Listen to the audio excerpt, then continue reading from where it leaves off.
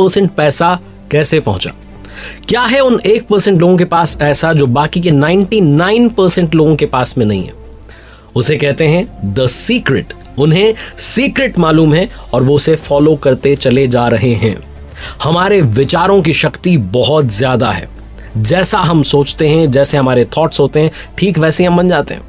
स्वागत है, आप देख रहे हैं लर्निंग सीरीज सीखोगे नहीं तो जीतोगे कैसे। बात करने जा रहा हूं द सीक्रेट, दुनिया की बेहतरीन किताब की, जिसे रोंडा बर्न ने लिखा है। और इस किताब को समराइज करने की कोशिश कर रहा हूं इस वीडियो में, आपको सार समझाने का प्रयास कर रहा हूं। बड़े बड़े कवियों ने, जैसे कि विलियम शेक्सपियर साहब, विलियम ब्लेक, इन्होंने अपनी कविताओं में लॉ ऑफ अट्रैक्शन, आकर्षण की शक्ति, आकर्षण के नियम के बारे में बहुत डिटेल में लिखा है। दुनिया के जो फेमस पेंटर हुए लियोनार्डो दा विंची, उन्होंने भी अपनी पेंटिंग में इसे दर्शाने की कोशिश की। लॉ ऑफ अट्रैक्शन कहता है कि जिस तरीके के आपके थॉट्स हैं, ठीक वैसी ही चीज को आप अट्रैक्ट कर रहे होते हैं। जैसे विचार आ रहे होते हैं, ठीक वैसे ही विचारों को आप अपनी तरफ लेकर के आ रहे होते हैं। हमारे दिमाग में मैग्नेटिक पावर होती है, और मैग्नेटिक पावर का मतलब यह है कि हम अट्रैक्ट करते चले जाते हैं ठीक उन चीजों को जैसा कि हम सोच रहे होते हैं। क्या आपने कभी सोचा है, सोने से पहले आप जैसा सोच रहे होते हैं या दिन में आप जैसा सोच रहे होते हैं, कुछ थॉट्स होते हैं जो अधूरे रह जाते हैं। जब सपना आता है तो वही थॉट्स पूरे होते हैं। कनेक्टिंग द डॉट्स जो है, उसकी कहानी शुरू हो जाती है। जहां तक आपने सोचना बंद किया था, वहां से आगे की पिक्चर, वहां से आगे की कहानी सपने में आपको दिखाई देने लगती है। सपने में भी वही विचार घूम रहे होते हैं जो दिन में आपके दिमाग में घूम रहे होते हैं। आकर्षण का नियम जो है, लॉ ऑफ अट्रैक्शन जो है, वो अच्छे को भी अट्रैक्ट करता है और बुरे को भी अट्रैक्ट करता है। तो सोने से पहले सिर्फ और सिर्फ अच्छी चीजों के बारे में हमें सोचना चाहिए। ये द सीक्रेट बुक में बताया गया है। बहुत सारे लोग कहते हैं कि हम तो इस लॉ ऑफ अट्रैक्शन के बारे में ज्यादा समझते नहीं है। समझते तो हम इलेक्ट्रिसिटी के बारे में भी नहीं है, लेकिन उसके फायदे तो उठाते हैं।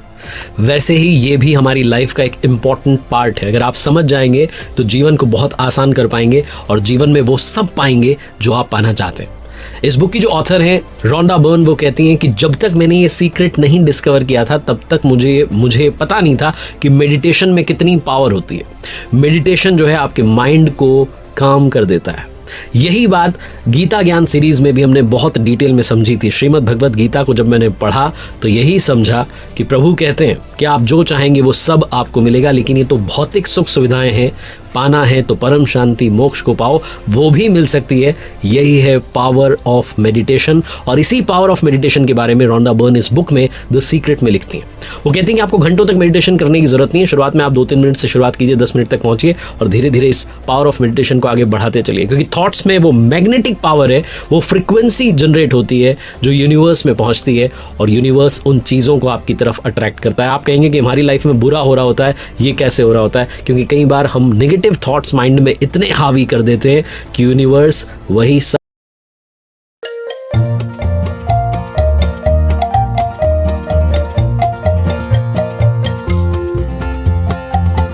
हमारी लाइफ में लेकर के आ जाता है, जिसके बारे में हम सोच रहे होते हैं कि ऐसा ना हो जाए, ऐसा ना हो जाए, ऐसा ना हो जाए, और वैसा ही हो जाता है। आपने देखा है कोई बंदा जब गिरता है बिल्डिंग से, तो चाहे उसे लॉ ऑफ ग्रेविटेशन के बारे में मालूम हो या ना हो, वो नीचे गिरकर ही रहेगा, क्योंकि यही है लॉ ऑफ ग्रेविटेशन। ठीक वैसे ही चाहे आपको लॉ ऑफ अट्रैक्शन के बारे में मालूम हो या ना हो, लॉ ऑफ अट्रैक्शन उसी तरीके से काम कर रहा होता है जिस तरीके से आपके दिमाग में विचार घूम रहे होते हैं। यही द सीक्रेट बुक में बताया गया। इसमें बताया गया कि एक रिसर्चर कहते हैं कि इंसान के दिमाग में हर दिन 60,000 थॉट्स आते हैं, 60,000 के करीब विचार आते हैं। अब वो 60,000 विचार कौन से थे, वो थॉट्स कौन से थे, उनकी मॉनिटरिंग करना इम्पॉसिबल है।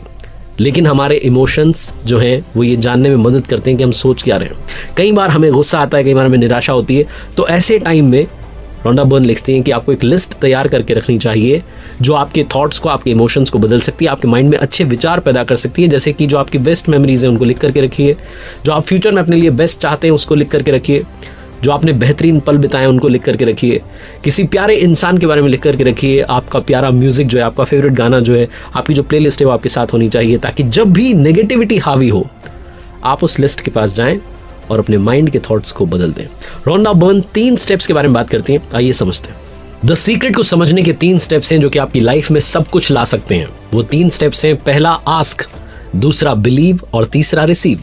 सबसे पहले आस्क, यानी कि सबसे पहले आपको मालूम होना चाहिए, क्लियर होने चाहिए थॉट्स, क्लैरिटी ऑफ थॉट्स होनी चाहिए कि आप चाहते क्या हैं, आपको क्या चाहिए, वो मांगना शुरू कीजिए, यूनिवर्स आपको वो देना शुरू करेगा। शांति से बैठिए एक जगह पर, उस चीज के बारे में सोचिए जो आप पाना चाहते हैं। एक कागज़ पर लिखिए और अपने पास रख लीजिए। उसके बाद यूनिवर्स से डिमांड करना शुरू कीजिए, आस्क मांगना शुरू कीजिए। आप कुछ भी मांग सकते हैं, महंगी गाड़ी मांग सकते हैं, नौकरी मांग सकते हैं, जो आप मांगना चाहते हैं मांग सकते हैं। बस आपके मन में उस चीज़ को लेकर के कोई डाउट नहीं होना चाहिए। अगर आप ये सोच रहे हैं कि चीज़ मुझे मिलेगी कि नहीं मिलेगी, तो इसका मतलब ये है कि आप यूनिवर्स में मिक्स्ड फ्रीक्वेंसी भेज रहे हैं। और ये सिचुएशन वो सिचुएशन है बिलीव, यानी कि आपको यकीन करना है कि जिस चीज को आपने ब्रह्मांड की तरफ भेजा है, यूनिवर्स में भेजा है, आपके ऑलरेडी हो चुका है। ये है पहला स्टेप। यानी ऐसा बिलीव करते हैं, इमेजिनेशन की दुनिया में जाते हैं, तो यूनिवर्स एक्टिव हो जाता है और उसे सच करने में लग जाता है। यकीन करने का मतलब है कि आपको इस तरीके से काम करना है, बोलना है और सोचना है जैसे कि जो मांगा था वो आपको मिल चुका है। अब आते हैं तीसरी स्टेप की तरफ, जिसका नाम है रिसीव। जिस चीज़ को आपने मांगा है उसके बारे में इस तरीके से फील करना शुरू कीजिए जिस तरीके से आप उस चीज़ को पाने के बाद में महसूस करेंगे। यानी कि ये मान लीजिए कि आप उस चीज़ को रिसीव कर चुके हैं, यकीन करिए कि आपने वो पाली है। तब आप एक ऐसी फ्रिक्वेंसी जनरेट कर रहे हैं जो यूनिवर्स में आपकी पावर को, आपके थॉट्स को और ज़्यादा स्ट्रॉन्ग कर रही है। तो यकीन करिए, जानिए, महसूस कीजिए और आप वहां तक पहुंच जाएंगे। कई बार लोग कहते हैं कि कितना समय लगेगा, तो जितना ज़्यादा आपका लॉ ऑफ अट्रैक्शन है, जितना ज़्यादा आपने अट्रैक्ट किया है, जितनी ज़्यादा आपकी पावर ऑफ अट्रैक्शन है, टू बी ऑनेस्ट, उतनी जल्दी आपको वो चीज़ मिलेगी। क्योंकि जैसा मैंने कहा कि अगर आप ये सोचने लगेंगे कि शायद ये काम होगा या नहीं होगा, तो आप यूनिवर्स में मिक्स्ड फ्रिक्वेंसी भेज रहे हैं। और जब आप मिक्स्ड फ्रिक्वेंसी भेजेंगे तो वो काम अधर झूल में अटक सकता है। द सीक्रेट बुक में जिस टॉपिक के बारे में बात की गई है उसका नाम है ग्रैटिट्यूड। इसको भी बड़ा समझना इंपॉर्टेंट है। ग्रैटिट्यूड का मतलब होता है शुक्रिया अदा करना, थैंक यू कहना, धन्यवाद कहना और बारंबार धन्यवाद कहना। अगर आप महंगी गाड़ी खरीदना चाहते हैं और आपके पास में एक सेकेंड हैंड गाड़ी है, एक सेकेंड हैंड कार आप चला रहे हैं, तो आपको ये नहीं कहना कि कितनी गंदी कार चला रहा हूँ। आपको ये कहना है कि यूनिवर्स आपका धन्यवाद। आप ऊपर वाले को जिस नाम से पुकारते हैं उन्हें याद करके कहिए कि आपका धन्यवाद कि आपने मुझे इस लायक तो बनाया, लेकिन अब एक छोटी सी ख्वाहिश और है, इच्छा और है, वो है एक महंगी गाड़ी लेने की। क्या आप मुझे वहाँ तक पहुँचा सकते हैं? अब मैं वो चाहता हूँ।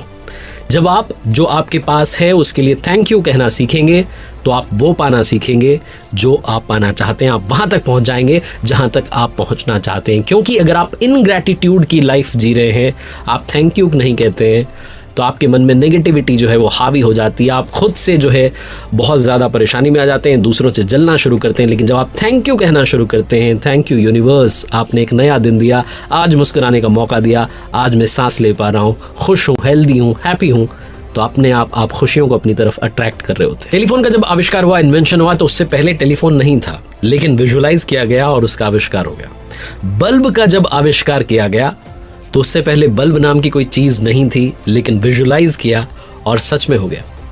कई बार लोग कहते हैं कि जो पावर ऑफ विजुअलाइजेशन है, काश हम इसे अपनी लाइफ में इंप्लीमेंट कर लें तो लाइफ बदल जाए। यही बात द सीक्रेट बुक भी आपसे कहती है।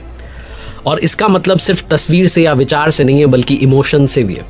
कई बार लोग सोचते हैं कि अगर मैं पॉजिटिविटी रखूं या अपनी मनचाही चीज़ के बारे में सोचने लगूं तो क्या ये काफ़ी होगा? आपको उसके साथ साथ उन हैप्पीनेस को भी फील करना होगा जो आपको मिलने जा रही है।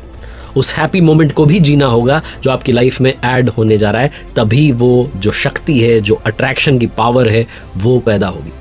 पावर ऑफ विजुअलाइजेशन को एक बड़ी छोटी कहानी से इसमें समझाया गया है। जॉन अजरफ जो हैं, ये लॉ ऑफ अट्रैक्शन को जानने के बाद में इसको इम्प्लीमेंट करके देखना चाहते थे। और जॉन अजरफ नाम के जो व्यक्ति हैं 1995 में एक विजन बोर्ड बनाते हैं। और जिस भी चीज़ को जॉन अट्रैक्ट करना चाहते थे, हासिल करना चाहते थे, जैसे कार, घर, लाइफ पार्टनर, उन सब की जो तस्वीरें हैं उस विजन बोर्ड पर लगा देते। हर दिन अपने ऑफिस में बैठ करके उसको देख रहे होते थे और विजुलाइज कर रहे होते थे। उस सिचुएशन में पहुंच जाते थे जैसे कि वो चीज़ उन्हें मिल चुकी है, लेकिन किसी रीज़न से उन्हें दूसरे शहर में शिफ्ट होना पड़ा। उन्होंने सारा फर्नीचर, सारा सामान जो था वो बक्से में बंद किया और स्टोर रूम में रख दिया, स्टोरेज में रख दिया। फिर उसको साथ लेकर के अगले शहर में, अगले घर में पहुँच गए। 5 साल के अंदर वो 3 शहर जो हैं चेंज करते हैं। कैलिफोर्निया में जाकर के फाइनली सेटल होते हैं, एक मकान खरीदते हैं।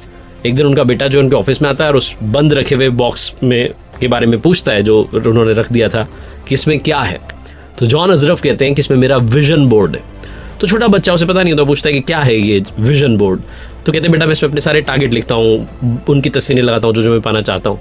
उनके बच्चे की छोटी उम्र थी तो उसको समझ में नहीं आता कि क्या कहना चाह रहे हैं, लेकिन वो कहता है पापा ये बक्सा एक बार खोलते हैं, इस बॉक्स को खोल के तो देखते हैं। तो बॉक्स जब खोलते हैं, विजन बोर्ड जब उसके फादर बाहर निकालते हैं, जॉन अजरफ जब बाहर निकालते हैं, तो उसमें एक मकान की तस्वीर होती है। वो तस्वीर जो उन्होंने 5 साल पहले अपने माइंड में देखी थी और वैसी सी बना के लगा दी थी। और ये बिल्कुल वैसा ही मकान था जैसा कि मकान उन्होंने कैलिफोर्निया में अपने लिए ख़रीदा था। और जब वो उस पिक्चर को देखते हैं तो रोने लगते हैं। छोटा बच्चा पूछता है पापा रो क्यों रहे हो? जॉन अजरफ कहते हैं कि बेटा मैं लॉ ऑफ अट्रैक्शन को समझ चुका हूं कि ये कैसे काम करता है। अगर आप भी वो सब पाना चाहते हैं तो एक विजन बोर्ड जो है उस पर तस्वीर लगा दीजिए और वैसा ही इमेजिन करना शुरू कीजिए जैसा जॉन अजरफ ने किया। जैक कैनफील्ड जो है बुक के इस चैप्टर को समराइज करते हुए लिखते हैं कि आप डिसाइड कीजिए क्या चाहते हैं, यकीन कीजिए कि आप उसे हासिल कर सकते हैं, विश्वास कीजिए कि आप इसके हकदार हैं, आप ही को मिलनी चाहिए चीज़, और विश्वास कीजिए कि ये आपके लिए संभव है, पॉसिबल है। आखिरी में अगर सार की बात करें, समराइज करने की कोशिश करूं तो अपने आसपास के इमोशंस को महसूस कीजिए, उन पर कॉन्सेंट्रेट कीजिए, जिन चीज़ों को आप पहले से पा चुके हैं उनके लिए ग्रैटिट्यूड शो कीजिए और आनंद लेना शुरू कीजिए हर पल का, हर क्षण का। और जो थॉट्स हैं, जो चाहते हैं, जो चाहत है, उसे यूनिवर्स को डेडिकेट कर दीजिए और भरोसा रखिए कि वो चीज़ आपके जीवन में यूनिवर्स प्रकट कर देगा। यही है द सीक्रेट का सार, जो पावर ऑफ मेडिटेशन के बारे में भी बात करती है, जिसके बारे में हमारे शास्त्रों में बहुत डिटेल में, विस्तार में लिखा हुआ है। आखिर में जाते आते द सीक्रेट बुक के कुछ कोट्स हैं जो बड़े फेमस हैं, वो आपको बताने का प्रयास करता हूं। कमाल की बात, द सीक्रेट में लिखी हुई है, आपको वही मिलता है जिसके बारे में आप महसूस करते हैं, वो नहीं जिसके बारे में आप सोचते हैं। इसलिए महसूस करना शुरू कीजिए, सिर्फ सोचना नहीं। दूसरा, हम जो भी हैं अपने पुराने थॉट्स की वजह से आज में इस हाल में हैं। तीसरा, लॉ ऑफ अट्रैक्शन हमेशा काम करता है, चाहे आप इसे माने या ना माने, समझे या ना समझे। चौथा, आप अपने बुरे विचारों से किसी दूसरे का नहीं बल्कि सिर्फ अपना ही नुकसान कर रहे होते हैं। और पांचवा, आज तक जो भी चीज खोजी गई है, बनाई गई है, वो एक सिंगल थॉट से शुरू हुई थी।